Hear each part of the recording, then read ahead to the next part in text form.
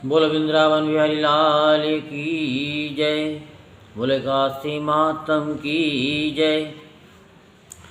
ब्रह्मा जी बोले, हे मुनि सत्तम, पापों को दूर करने वाली, पुण्यों को बढ़ाने वाली, बुद्धिमानों को मोक्ष देने वाली प्रबोधनी एकादशी का महात्म सुनो। हे विप्रेंद्र, भागीरथी गंगा पृथ्वी पर तभी तक गरजती है जब तक पापों को नाश करने वाली कार्तिक में प्रबोधनी एकादशी नहीं आती। तीर्थ समुद्र सरोवर तभी तक गरजते हैं जब तक कार्तिक की प्रबोधनी एकादशी नहीं आती। 1000 अश्वमेध और 16 सूर्य का फल मनुष्य को प्रबोधनी के उपवास से मिलता है। नारद जी बोले, एक बार भोजन से, नक्त भोजन से और उपवास से क्या पुण्य होता है, सो मुझसे कहिए। ब्रह्मा जी बोले, एक बार भोजन से 1 जन्म का पाप, सायकाल भोजन करने से 2 जन्म के पापों और उपवास से 7 जन्मों के पापों का नाश होता है। हे पुत्र, जो वस्तु त्रिलोकी में कठिनता से मिलती है, जो मिल नहीं सकती और जो दिखाई नहीं देती, ऐसी वस्तु को प्रबोधनी देती है। सुमेरु और मंदराचल पर्वत के समान पापों को भी ये एकादशी भस्म कर देती है। हजारों पूर्व जन्मों के किए हुए दुष्कर्मों को जागरण करने से रुई के ढेर की तरह प्रबोधनी जला देती है। जो स्वभाव से विधि पूर्वक प्रबोधनी का उपवास करता है, उसको जैसा फल कहा है वैसा ही प्राप्त होता है। व्रत को बिगाड़ने वाला, नास्तिक, वेद निंदक, पर स्त्रीगामी, मूर्ख, उपवास को न मानने वाला, धोखा देने वाला, इन मनुष्यों के शरीर में धर्म नहीं रहता। जो गुरु और ब्राह्मणों को अहंकार दिखलाता है, उसका पुण्य शीघ्र ही नष्ट हो जाता है और धन संतान नहीं होती। जो नीच मनुष्य साधुओं का अपमान करके प्रसन्न होते हैं और जो अपमान करने वालों को नहीं रोकते, वे अपने कुल का नाश देखते हैं। 60 चुगलखोर और भ्रष्टाचारी, इनके दान और हवन करने से भी गति नहीं होती। इसलिए जिससे संसार में निंदा हो, ऐसा कोई बुरा काम नहीं करना चाहिए। अच्छे कर्म करने चाहिए जिससे धर्म नष्ट ना हो। कोई अपने मन में ये सोचते हैं कि हम प्रबोधनी का व्रत करेंगे, तो ऐसा विचार करने से ही उनके 100 जन्म के पाप नष्ट हो जाते हैं। जो कोई प्रबोधनी की रात्रि को जागरण करता है, वह बीते हुए वर्तमान और भविष्य के 10,000 कुल को विष्णु लोक में पहुंचा देता है। उसके पितृगण पूर्व जन्म के कर्मों से प्राप्त हुए नगर के दुखों से छूटकर विष्णु लोक में प्रसन्न और सुशोभित होकर निवास करते हैं। सब तीर्थों में स्नान करने और गौ, स्वर्ण, पृथ्वी का दान करने से फल नहीं मिलता, जो एकादशी के जागरण से मिलता है। जैसे मनुष्यों की मृत्यु निश्चित है, वैसे ही धन का नाश भी निश्चित है। ये समझकर हे मुनि श्रेष्ठ, एकादशी का उपवास करना चाहिए।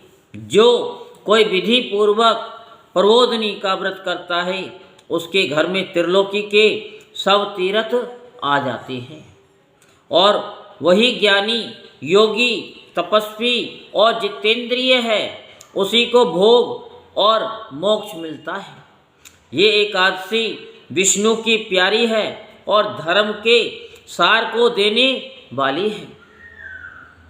इसका एक बार व्रत करने से ही मोक्ष भागी हो जाता है।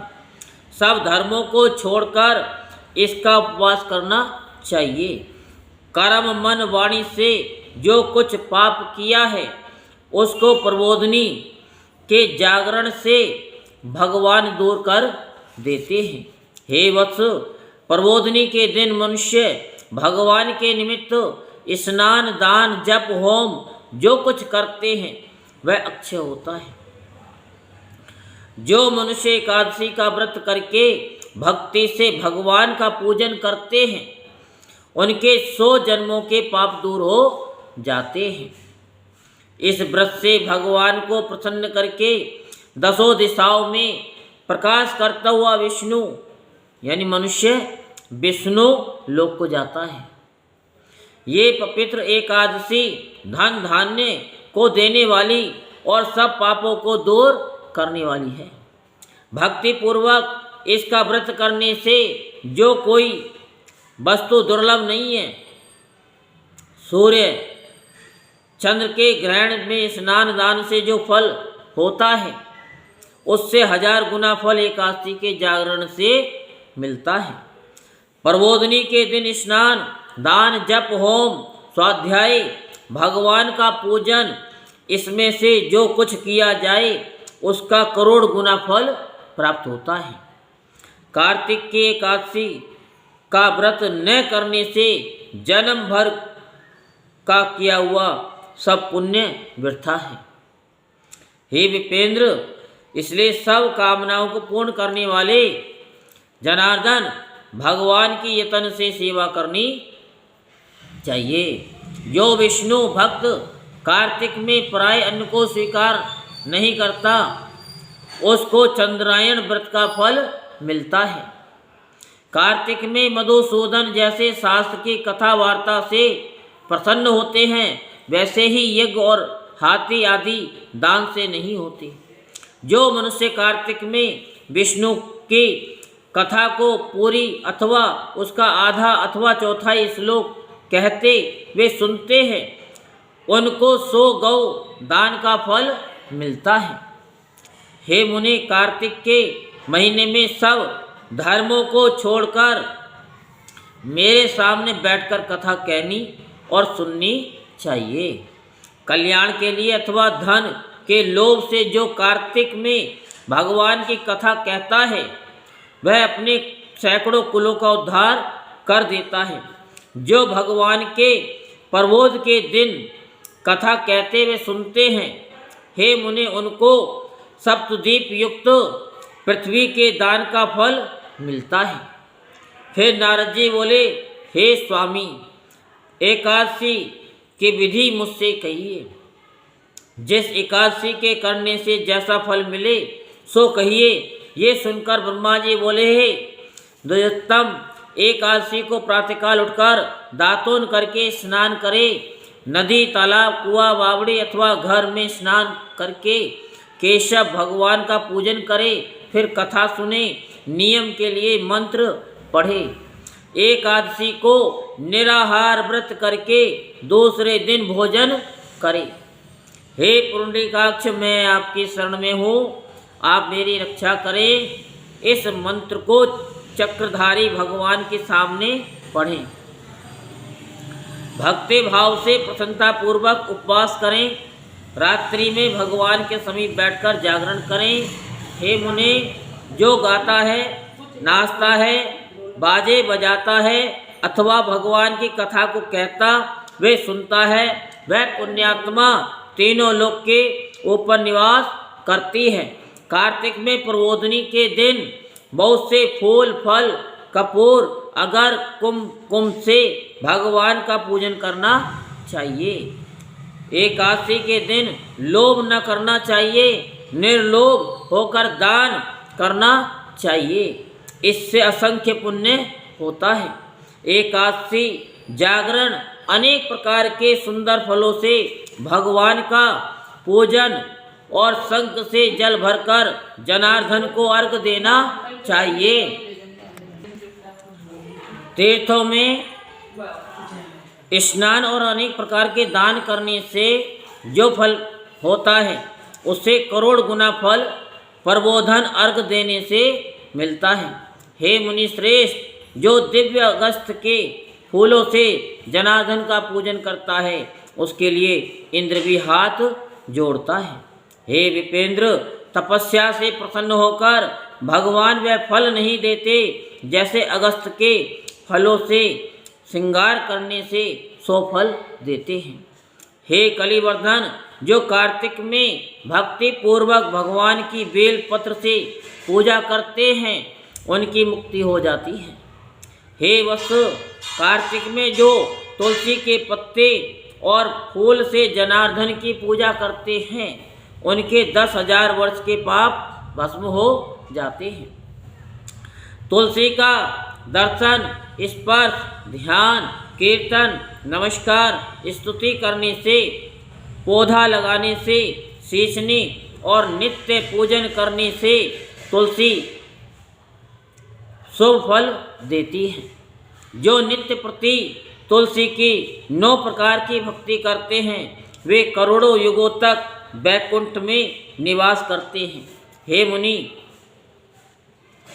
लगाई तुलसी की जब तक जड़ें फैलती हैं उतने ही हजारों युगों तक उनका पुण्य फैलता है। जो कदम के फूलों से जनार्दन की पूजा करते हैं वे चक्रधारी भगवान की कृपा से यमलोक में नहीं जाते। कार्तिक में गुलाब के फूलों से जो परम भक्ति से भगवान का पूजन करता है वह मुक्ति का भागी होता है। बकुल और अशोक के फूलों से जो भगवान की पूजा करते हैं उनको जब तक सूर्य चंद्रमा है तब तक शोक नहीं होगा। जो सफ़ेद या लाल कनेर के फूलों से जगन्नाथ की पूजा करते हैं उनसे चारों युगों में केशव भगवान प्रसन्न रहते हैं।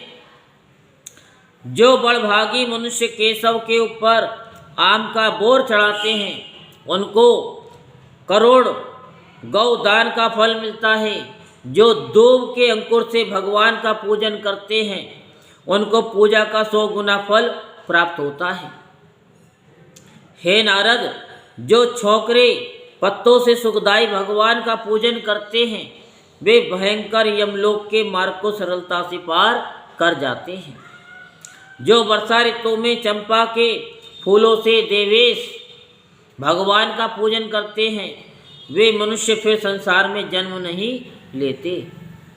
हे विप्रेसी, जो मनुष्य जनार्दन भगवान के ऊपर ककड़ी का फूल चढ़ाते हैं उनको एक फल स्वर्ण चढ़ाने का फल मिलता है। जो मनुष्य सुनहरी केतकी का फूल जनार्दन भगवान पर चढ़ाता है गरुड़ ध्वज भगवान उनके करोड़ जन्मों के पापों को भस्म कर देता है। जो कुमकुम के समान लाल रंग की सुगंधित शतपत्री का फूल जगन्नाथ पर चढ़ाता है उसका श्वेत दीप में निवास होता है। हे ब्रह्मन, इस प्रकार भक्ति मुक्ति को देने वाले केशव भगवान का रात्रि में पूजन करके प्रातःकाल उठकर नदी तट पर चला जाए। वहाँ स्नान जप और नित्य कर्म करके घर जाकर विधि पूर्वक केशव भगवान का पूजन करे। व्रत के धारण के लिए बुद्धिमान मनुष्य ब्राह्मण भोजन करावे, भक्ति युक्त चित्त से सिर झुकाकर क्षमा मांगे, फिर भोजन वस्त्र से गुरु की पूजा करनी चाहिए और चक्रपाणी भगवान को प्रसन्न करने के लिए दक्षिणा और गौ देनी चाहिए। जो वस्तु छोड़ी है उन नियमों को ब्राह्मणों के सामने छोड़ना चाहिए और दक्षिणा देनी चाहिए। हे राजन, नपथ भोजी मनुष्य अच्छे ब्राह्मणों को भोजन करावे, अयाचित नियम में स्वर्ण सहित बैल का दान करे। जिसने मांस भक्षण छोड़ दिया है उसको दक्षिणा सहित गौ देनी चाहिए। आंवले से स्नान करने के नियम में दही और शहद देना चाहिए। जो फल छोड़े हों तो फल दान करना चाहिए। तेल छोड़ा हो तो घी देना चाहिए, घी छोड़ा हो तो दूध देना चाहिए। अन्न के छोड़ने के नियम में चावल देना चाहिए। हे राजन, भूमि पर सोने वाले को गद्दा और चादर समेत सैया देनी चाहिए। पत्तल पर भोजन करने वाले बर्तन में घी भरकर देना चाहिए। मौन धारण करने वाले को घंटा, तिल और स्वर्ण देना चाहिए और ब्राह्मणी को घी मिला हुआ भोजन करना चाहिए। बाल धारण करने वाले को बट्टा, जूता त्याग करने वाले को एक जोड़ा जूता दान करना चाहिए। मान छोड़ने वाले को बूरा देनी चाहिए। विष्णु के मंदिर में अथवा देव स्थान में नित्य दीपक जोड़ना चाहिए। नियम की समाप्ति में तांबे या स्वर्ण की बेली घी भरकर उसमें लाख बत्ती जलाकर विष्णु के भक्त ब्राह्मण को देना चाहिए। एक दिन छोड़कर उपवास करने में 8 कलश वस्त्र और स्वर्ण से सुशोभित करके देना चाहिए। जो ये सब ना बन सके तो ब्राह्मण का वचन ही सब सिद्धियों को देने वाला है। ब्राह्मण को नमस्कार करके विदा करें, फिर आप भोजन करें। 4 महीनों में जो छोड़ा है उसकी समाप्ति करें। हे राजेंद्र, जो बुद्धिमान इस प्रकार आचरण करता है उसको अनंत फल मिलता है, अंत में वैकुंठ को जाता है। जो मनुष्य चातुर्मास्य के नियम को निर्विघ्न समाप्त कर देता है वह कृत्य हो जाता है, फिर संसार में जन्म नहीं लेता, अर्थात मुक्त हो जाता है। हे महिपाल, ऐसा करने से व्रत पूर्ण हो जाता है। यदि व्रत बिगड़ जाए तो मनुष्य अंधा व कोढ़ी हो जाता है। जो मुझसे पूछा था ये मैंने तुमसे कहा, इसके पढ़ने और सुनने से भी गौदान का फल होता है। बोल वृंदावन बिहारी लाल की, बोल बाकी बिहारी लाल की, बोले काशी मातम की जय। जय श्री राधेश्याम, जय जय श्री राधेश्याम, जय जय श्री राधेश्याम।